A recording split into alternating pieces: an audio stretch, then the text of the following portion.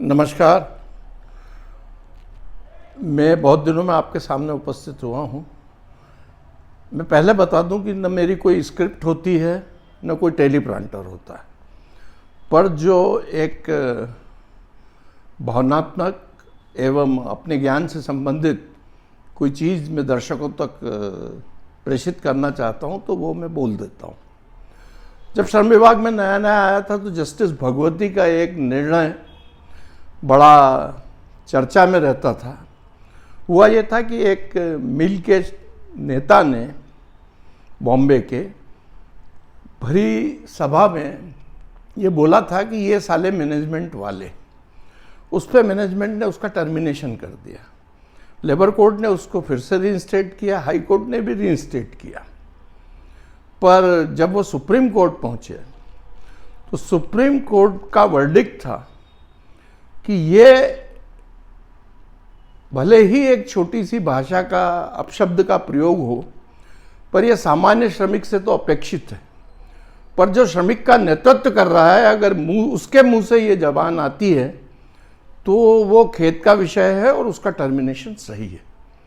वही स्थिति आज देखने को मिल रही है। आदरणीय प्रधानमंत्री महोदय द्वारा जो शुरुआत की गई तो उनका दोष इस वातावरण को बनाने में मेरे हिसाब से सर्वाधिक है।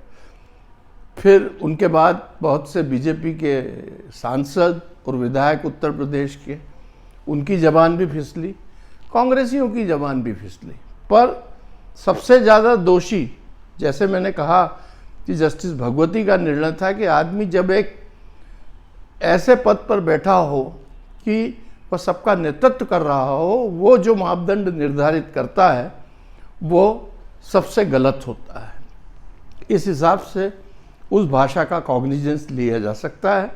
पर अगर एक चलते फिरते किसी माइक से किसी ने, बदतमीज आदमी ने चिल्ला दिया, उसका उतना महत्व नहीं होता जितना कि एक प्रधानमंत्री के मुंह से शब्द निकलते हैं उसका होता है। अब ऐसे में मुझे एक अंधा युग का विदुर का डायलॉग बहुत याद आ रहा है।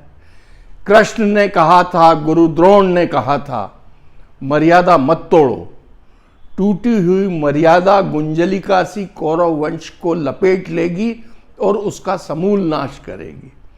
तो ये जो राजनीतिक स्तर पर मर्यादाएं दोनों तरफ से टूटी गई हैं, उसको अपने को बांधने की जरूरत है। अन्यथा ये मर्यादा टूटते टूटते किस स्थान तक जाएगी, इसका अपन कोई वो कह नहीं सकते हैं। धन्यवाद।